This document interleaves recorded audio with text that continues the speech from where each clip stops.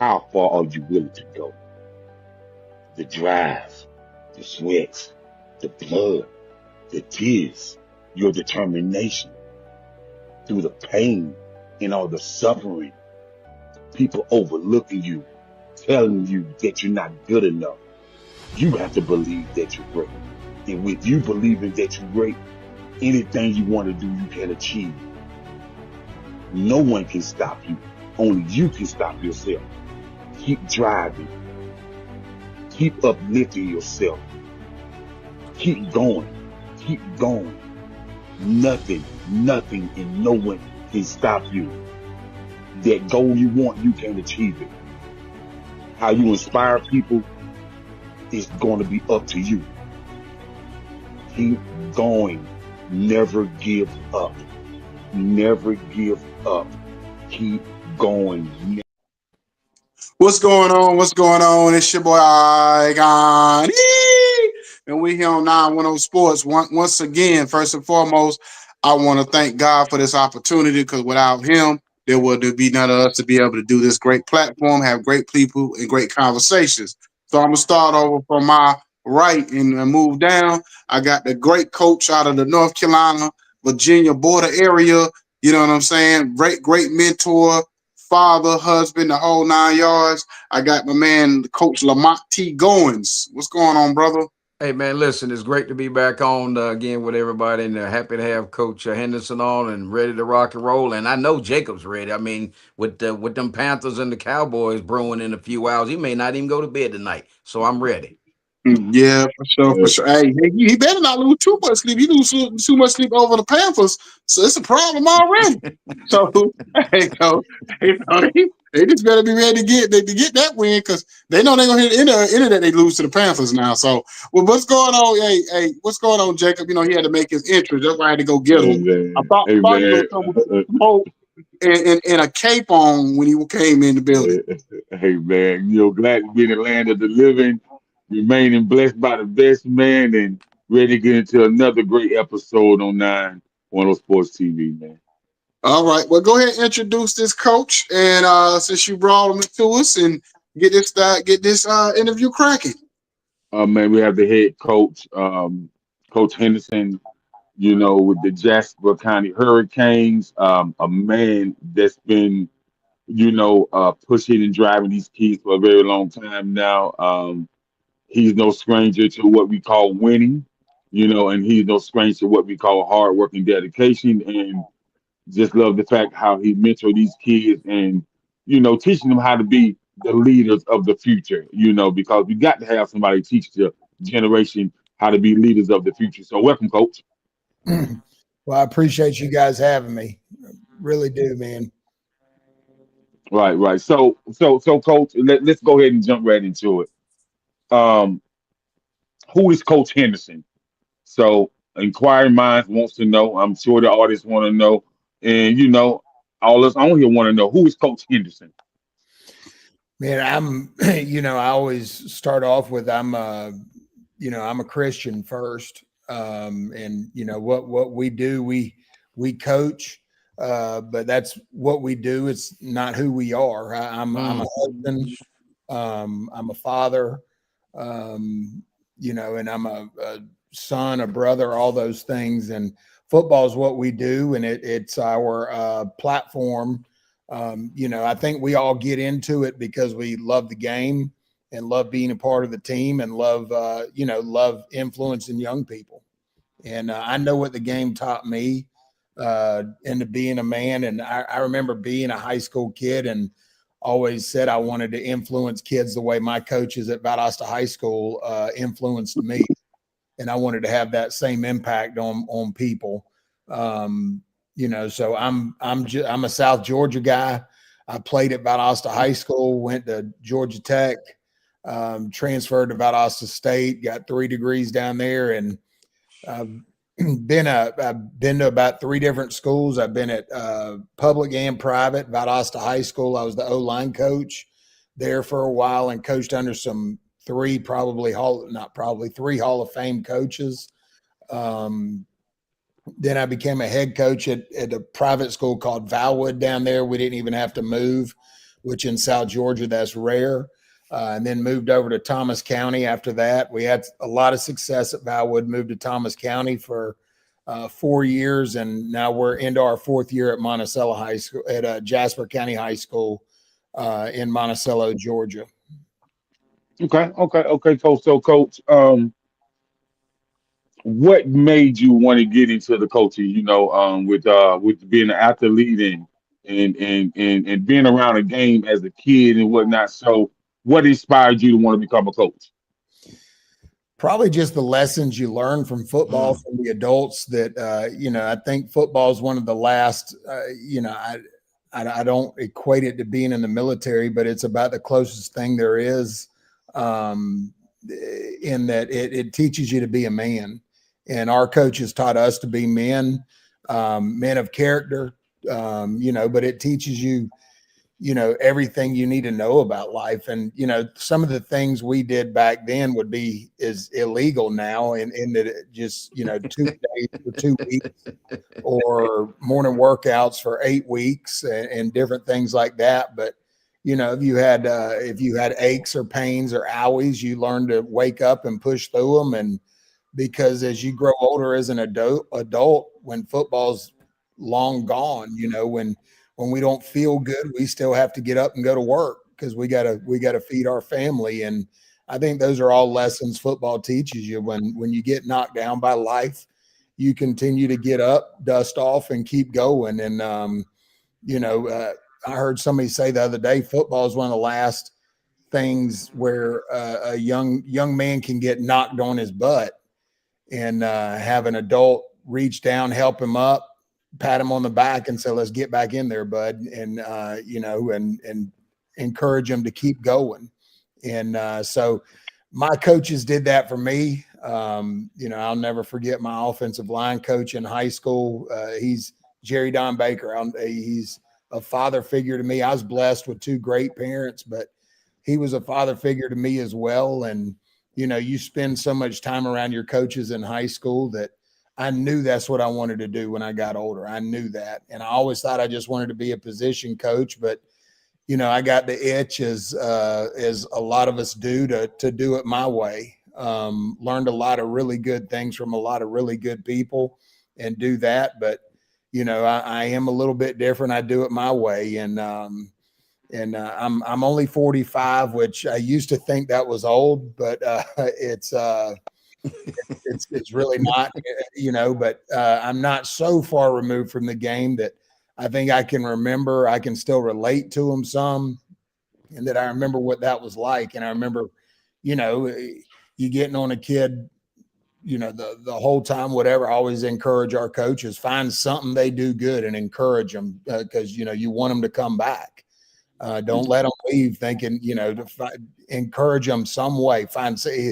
Man, they might have just tied their shoes right that day. That might have been the only thing the kid did right. But tell them they want to come back, and hook them. Because at the end of the day, they're the lifeblood of what we do. And in high school, we can't cut them. We can't, or do those things. I mean, they can cut themselves off the team, but we can't trade them. We can't do those things. We got to develop them. And that's what I like. I love seeing where a kid comes from and what he can get to. And that's what I really like. Okay. So, Coach, I'm gonna piggyback on what you said. You said things that our coaches did with us would be illegal right now, and you're absolutely right because I don't know what's happened, but I know as kids we was outside. So when we went to the to the football field to the gridiron, yeah, it was hot out there, but we can take it because we was always outside. You know what I mean? As my grandma used to say, don't bring that sweat in this house. You want some water, get it from the speaker. You know what I mean? Get it from the speaker. You know what I mean? So and then I see a lot of these kids, you got the kids on news having heat strokes and stuff like that. I just have to say, I just don't think the kids of today have enough vitamin D, in their skin, in their soul, man, because it was unheard of. Yeah, we had video games. coming up, but my daddy said you can play them 2 hours a day. That's all. You're not gonna be on a video game all day. And so we was outside, and wherever the bicycles was, that's where all the children was. You know what I mean? And so I just think, nowadays, we was brought up more physically tough, more mentally tough, and more spiritually tough. And I think on the football field that matters. Would you agree or disagree? 100%. I think, one of the things I've always said about our guys is I want guys you can count on in the schoolhouse and at home or wherever. So be that, everything we do, although we're at a public school, we're very hooked in with FCA. We have a local pastor that comes to everything we do and is very involved in our program. But I think if all we're trying to do is teach these kids X's and O's, we fail them greatly. If we don't teach them how to be those are our, they may coach my kids, or my kids may work for them in time. And so, my 3 boys are in the locker room. They're being raised in the locker room. So I want kids on the team that we're teaching how to be men and men of character. And, you said it, men of faith, spiritually tough and mentally tough, but, guys that I'm comfortable, with I think it's important for them to see us in more than just coach with our coach hat. So as a father, as a husband and all those things. And my wife is very plugged into our program. I think that's important as well to see them see me with my wife and with that hat on as well. And so, I think football teaches you everything. And, there's some things that the rules now, they are safer, but it's because the kids are different. And kids are different because they've been allowed to be different and to stay inside and things like that. They're resilient, but if you just plug an iPad in or whatever and hand it to them, they'll go over there and melt for 4 hours if you let them. But if you unplug it and say, all right, it's off, we're going to go jump on the trampoline or whatever you want to do, but you're going to do it outside for a while. And our kids will go do that. And like you said, back when we were coming up, there wasn't no Gatorade bottles around the house. It was water spigot. We had guys drink from the water hose at intermission and things like that. Right. So Coach, I'm gonna pass it over to my great brother out there in Virginia, Coach Goins. Don't ahead, he's your coach. I appreciate it. So again, Coach Henderson, just congratulations on just a excellent track record thus far, and then I just appreciate you laying it down like you were laying it down, touching all the bases from faith all the way to the field. So here's my question to you, Coach. Tell us who Coach how do you recharge? How do you pull away from the game? It's Saturday. I mean, I know during the season maybe a little different mindset, but how do you recharge yourself to stay sharp and just kind of get away from the game and do a little bit of unwinding? One of the things we've really done since I've been at Monticello in Jasper County is we work remote as much as we can. Like we're all connected here from all over the place. We Zoom some, but not much. But with huddle and things like that, we're able to go home, eat dinner with our family, put the kids to bed and then watch our film or whatever we do. And, when it's time to put it away, I try to put it away and do stuff with my, I've told my kids all the time, hey, you've never come and asked me to play catch or do something. And I say, no, I can't, and I don't ever want them to, I want them to, when they're older, they're my age, to remember that, that when they asked Dad, can we go throw the ball? We went and threw the ball, or, and those type things. If they, usually Miss Hen handles homework and stuff like that. But, that we really unwind as a family. It's kind of we have a great church family, but it's kind of a lonely existence there. We don't have a lot of friends. It's kind of just us, and not lonely. That's not the right word. We're just we're in our own little pod right there, our family. But it's a great community, but we just hang with our three boys is what we do as a family. We like to fire up the grill, and like you said, during football season, we'll watch football. We watched a little Georgia Tech today, and now Georgia's on. So, that's how we unwind. Excellent, excellent. So appreciate that. So here's my next one. So as it relates to the X's and O's, what is your scheme, or what side of the ball where you are you passionate about? Like, some coaches, they want to call the plays, got the playbook. Some coaches let the OC and DC do their things. Where do you feel comfortable when you're on the sidelines? I'm an offensive guy. I'm a former offensive lineman. So I work primarily on that side of the ball. I always have. I've been on the defense side one time as a grad assistant at Valdosta State, and I'd recommend that to anybody. Do it for at least a year to learn that side of the ball, to learn what they're thinking, and I think that helped me as a play caller to know what they were thinking, and know what they think, know what gives you problems and have answers to those problems. So I have always, I've been a head coach. This year I took a step back. I have an offensive line coach, an offensive coordinator that's calling plays. But me and him work hand in hand together. But I never wanted to be those guys because I didn't like them when they're in your ear. So, you get into a rhythm, and then you got somebody over there, hey, coach, how about a reverse? And you're like, Yeah. what are you talking about, dude? It goes for a -3 or something. Now you're second and 13. So, any kind of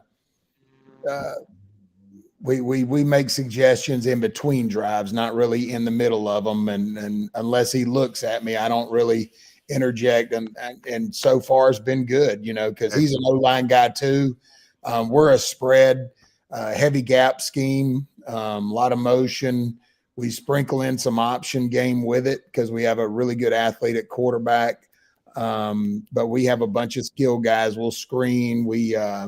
But our bread and butter, we run the football. I believe football is still a physical football game. It's a violent football. It's a violent game, and it's a collision sport. And that's where we think the whole culture of, we're in a very rural community in Georgia. So everything we do is predicated by the weight room. So we try to build this thing on toughness, and it's running the football. And in turn, that makes our defense tougher. And we give those guys, Coach Reagan might disagree with this, but we give them, my defense core, we give them the pick of the litter. They get to pick who they want first. Because if you can't stop nobody, you can't win anyway. So, so we give those guys who they want, and we'll really, we try to play as many guys as we can, because we're a small school as well, to develop more kids and get more kids involved in the game. Excellent. And it's helped us just as a program. It's helped us. Our just talent level has gone up because we're developing kids on both sides of the ball now. We'll play teams that might have better frontline talent than us, but we think we can wear them down in the course of a ball game by playing more kids. And knock on wood, we've had a lot of success with it thus far, so we'll stick with it. We do have some that go both ways, of course. You got some skilled kids that just have to because they're special, and they need their touches and those things. But we've really limited. We try not to play any linemen both ways. Quarterback doesn't, and the running back doesn't. But other than that, like I said, we try to start 22 different people, and we go from there. And that in turn, helps morale, helps boost numbers. Kids know they got a shot to play. So we've grown our roster from when we got here from 39 kids to we're up to 80 now. So wow. Good God. The year before we got here, we're 0-10, and last year 3, we won 8 games and got beat in the second round of the playoffs. Did some things not been done in 30 years around our school, and right now we're sitting at 7-0 going into the home stretch of the season. And we have a very talented bunch. It's not just about calling plays. It's coach speak, but it is culture. It's culture. Kids have bought in. We got awesome administration, families. The parents are, they get their kids there when we ask. And, I always tell them we'll start on time, and you got my word, we'll end on time too. It won't be one of those we're out there till 9 o'clock or whatever. We try to stay on time. So they know they drop them off, they come get them, and we keep them busy, but we don't keep them out there all day like some folks do. We get them in, get them out, and want them to go be kids. Excellent. Appreciate that. So I see Ikon E look like he ready to drop back and throw one deep. What you got for us? So my question is this: let's put aside the kids, the talent. Let's put aside the coach. You get to the school, they 0-10. I call this the Joe Clark moment. Everybody know the story of Joe Clark. You saw how lean on me. Get to the school, they 0-10. You like you say, you turn around 8-4. What do you do as a coach to change the mindset of these kids to be able to go 0-10 to 8-4? Year one, we just wanted to teach them to compete. That was huge. That was all we talked about, was compete. Every day in the weight room, we did some kind of competition.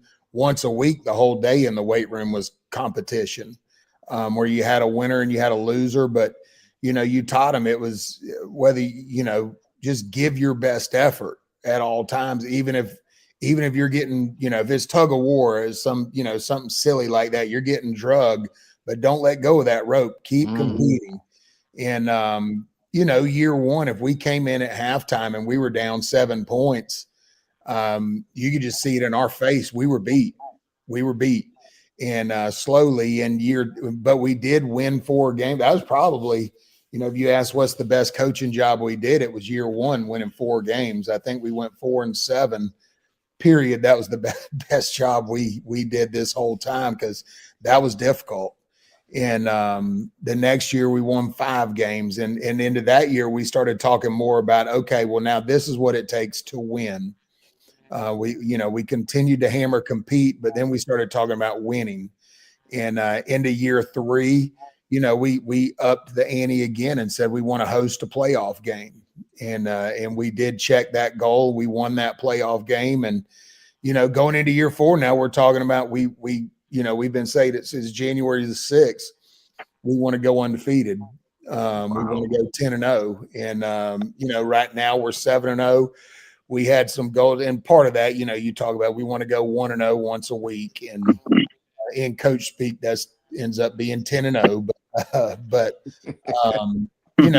teaching them that process, that it doesn't matter the opponent you play, you still prep the same way. Now, obviously, your rivalry games, we've got one coming up this week against a neighbor. About all we'll have to tell these kids is they know who we're playing. So, we're going to have to dial them back Monday through Thursday to get them there Friday. And they know what kind of crowd to expect. They know how well they'll be coached and how good they are. So, but they know the process it takes. And a lot of that is coach speak, but it is until you get it taught.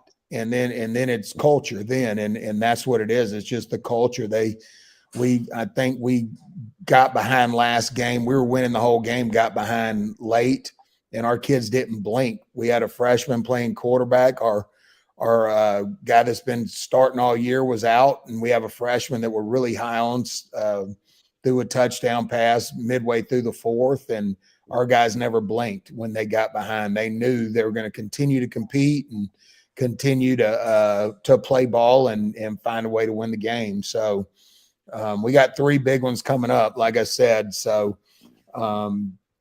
we'll find out what we're made of these next couple. Well, I got a question. What's the process of going from 39 players on a roster to 80? Like, what kind of process you got to go through to get that type of energy and attention and people that want to play, and going from 39 to 80, trying to manage all those personalities and to make the players understand that everybody will basically have an opportunity to compete for a position. You know what I mean? Because that's a lot. Yeah, it is. So we do have a JV and a varsity team. So you look at it but going from 39, so it's a completely different place now than it was that first year. our junior varsity team that first year, you know, we got waxed by everybody. It was brutal. It was tough. And this year we went undefeated on JV. That bunch went 5-0 where the last game got lightninged out. But, you know, I think if you make if put a product out there that kids want to be a part of, and you know, and invest in them. That was something that was big to me. Invest in this community. Me and my wife wanted, you know, because it is a small town, so we thought it's very important to live in this town and not commute in from out of there. That we go to church with them, and we, you know, that we're a part of them too. And you know, this is going into year 4, and this class is the first class in a very long time that I'll be their only head coach. We don't have much coaching turnover. Our administration has been great about getting our kids into the weight room. And so we have a first period weight class of about, you know, high 30s, 40, somewhere in there. It's about 40-40. And it's the varsity guys in the first period. And then our younger guys, or our JV, is in fourth period. And so they train together, and, you know, we do different things. We give them workout gear that they all dress alike, so they look first class. We wash it for them so they don't stink. We do, you know, we do the social media game for them, put out videos, pictures. They love all that stuff, and we do too. You know, I think, you know, we like to brag on our kids, so we brag on them. We feed them well. You know, we pump the protein in them. Fourth period, we have a lot more time, but every day there's something we're talking to them about character, and not just the game, but about being a man, and why what we're doing is important, not just for football or for Friday night, but for the rest of their lives, what it's going to teach them. And, you know, hopefully those guys carry on those lessons. And you know, some of the guys, as I've been doing this longer and longer, some of them are getting into coaching, but all of them are going to get into being, you know, hopefully a husband and a father and those things. And, you know, then you'll see the real, you know, that's where your win-loss rate, of course, will always be judged by that. And but really at the end of the day, when my time is done, we'll know what kind of job we did by, you know, who's going to show up to my, how many weddings am I going to get invited to? How many guys are going to come to my funeral? You know, and those type things. And that's, at the end of the day, that's what's really important, is those type things, the relationships, and building those guys to be men. And I, in my heart of hearts, I believe you teach them to be a man, you're going to win more than you're going to lose.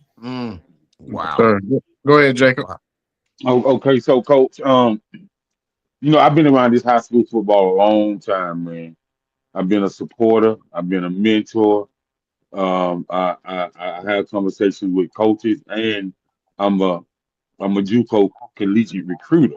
So, I've noticed in probably about the last 15 years that a lot of teams have changed over from the I-4 formation, and a lot of coaches have their quarterbacks in the shotgun set. And so, with you being around football so long, why do you think high school has became different now as far as shotguns, the spreads, the curl routes, even the double tight end sets? Why do you think the high school play calling has transitioned? You know, I think a lot of it is personnel driven, like what you have personnel wise. You know, at our school, for instance, we do have some bigger linemen. Now we are shotgun. We have spread element in our offense, but we're looking to, you know, run the football first behind that big offensive line. We have a big running back too. Our quarterback is a really good athlete with a pretty unique skill set there too. But you know, I think everything in football is kind of is circular, where 20 years ago everybody was wing T, Hmm. and then Hal Mummy came and the spread offense at Kentucky and Leach and those guys.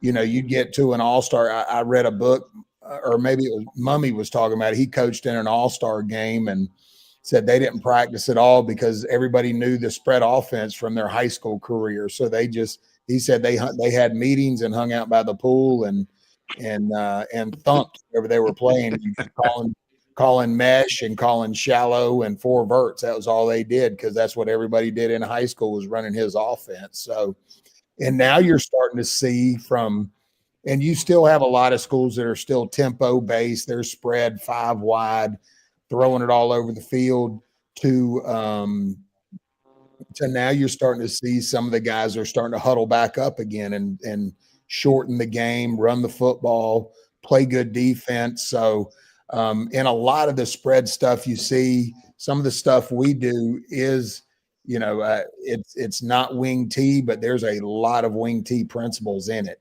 with that sniffer back and the things people are doing. I mean, you can call it what you want, it's spread, but it's a lot of wing T principles involved in it, but a lot of triple option stuff involved with it. Just that third option is throwing the ball down the field or out into the flats instead of pitching it to somebody. So, like I don't know if that answered your question, but He did. football is He a did. copycat game too. So whatever we're going to see Dallas and Carolina do, there's somebody going to watch it and record it and say, hey man, did you see how they did this? We could implement that because it's something similar to what we already do. And coaches all steal from each other. And, we'll go in there, we'll go in on Sundays when we meet and say, man, did you see how whoever ran this? That's something very similar to what we do. This could help us. And then, you always go and meet with other staffs and see how they do things to do it better. And maybe you go to clinics or whatever, you can pick up one nugget from it and come back. And, I'll do whatever we got to do to win a ball game, but if it's studying film or whatever we got to do, we'll do it. So, Mhm. I think we all learn from each other by watching what they do and watching what other teams do. Right, right, right. And so, it's funny you say when you was talking, you know, about the predominant backfield back in the day. I remember me playing high school and you come from the offensive line era and play offensive lineman. So I always try to see when even from my high school or even if I'm watching college or even if I'm watching pro, I want to see what team has the best pulling guards, whether it's the right pulling guard or the left pulling guard. Because I remember, coaches calling that a 47 sweep, 49 sweep, that 48 sweep. If you didn't have a good pulling guard to wipe, whoever it was, whether it was the middle linebacker, whether it was the tackle that's rotating, if you have a good pulling guard, then your backfield can definitely be dynamic. And so, it'd be interesting to see the techniques of the pulling guards, especially in high school. So, that's probably my favorite position on the offensive line. Is that right pulling guard. Mm. Yeah, that football is a game of angles, and you see what the defense is giving you that week, and we do run a lot of counter and a lot of power, so we pull them guards a lot, and ask the offensive line to, whether we pull the guard or we can pull the center or the tackle on some of them, just depending upon what the defense gives us. But we do have that guard, like what you're saying, that he's pretty devastating when he gets out there. He's a 600-pound squatter, and when he hits you, he moves you. I hear that. I hear that. So yeah, I just wanted to see what you thought about the dynamic pulling guard. Coach Goins, up to you, man. Hey, well, listen. First of all, again, Coach, man, I want to check my eligibility. See if I got anything left, Icon. I'm gonna have to go back to Pinecrest and see.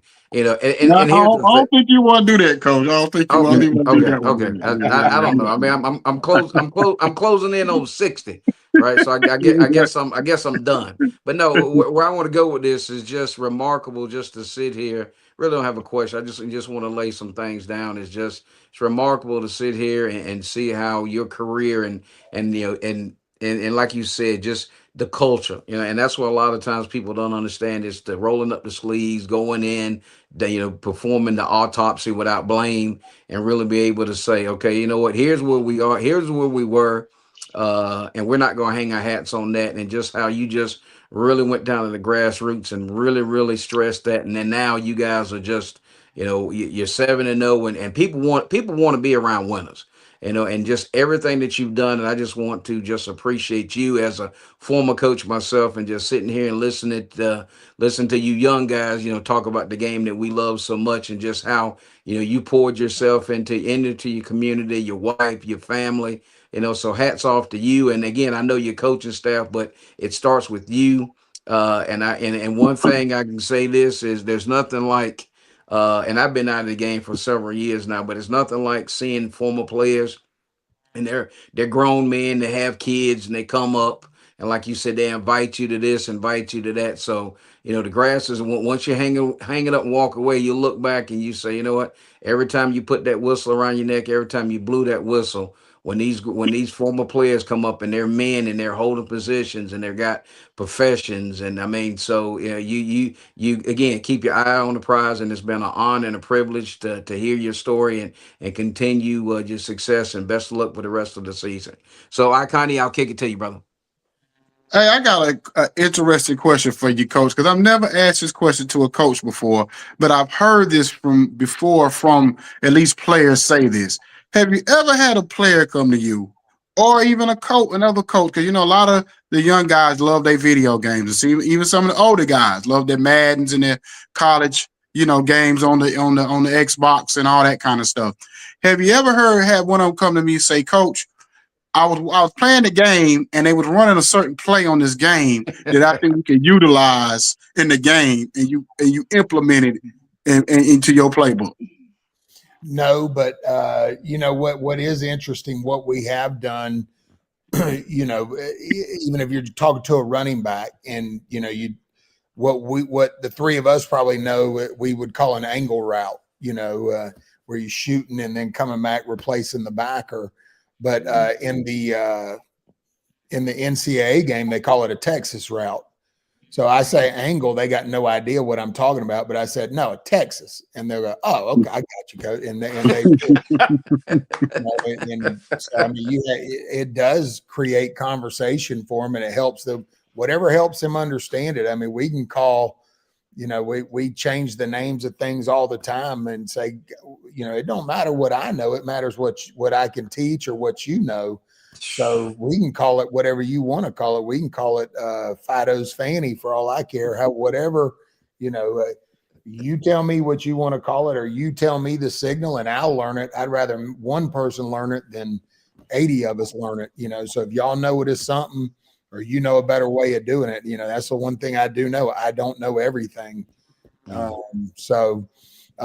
yeah, there's good conversation from those games, because they are so advanced now, where you say, guys, when you talk about running the mesh on that game, we run mesh, different things like that. So guys see that, and and it does at least create conversation, and it they're thinking. And so that's can be dangerous if they're thinking, but it's good, because they're learning football, they're learning their trade, and it's exciting to see, to me.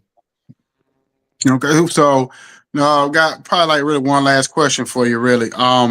When it comes to, you kind of touched on the 4-7 season being one of your best coaching jobs, and so what year was one of your worst coaching jobs? And what I mean by worst coaching jobs is you went in thinking, oh, this, because as a coach, y'all know it's like your kids. You know who your bad kid is, your good kid is. So when you go into a season, you kind of assume that, oh, this is a 10-0 team. This is, this is a team that's going to take us over the hump.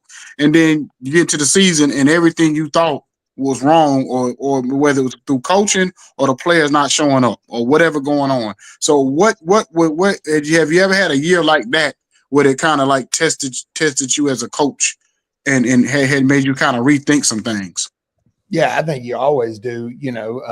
There's usually only one team at the end of the year that wins the prize. So, I think everybody else looks back and says, what can we do better?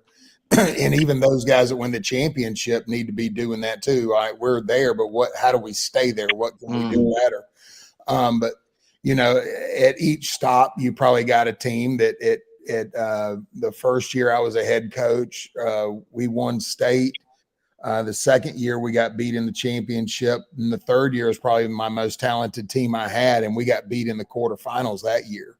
Had a bunch of injuries, but at the end of the day, that that's those are excuses, and we were talented and we didn't get it done, and injuries are part of the game. So that was a group. I wouldn't say they underachieved. It was just tough circumstances, and we didn't get our goals, is what I'd leave it at that. And at Thomas County, we I was there 4 years, and we went from installed a year-long football program, a nutrition program. We got them all into the weight room together, lifting and things, and we didn't see the success into year 4 like what at those South Georgia blue blood programs, what's expected. And so when we got here, year 1, like I said, I would say that 4 and 7 year was probably our best coaching job. But the very next year, we returned some pretty good talent and won 5 games and probably should have won 7.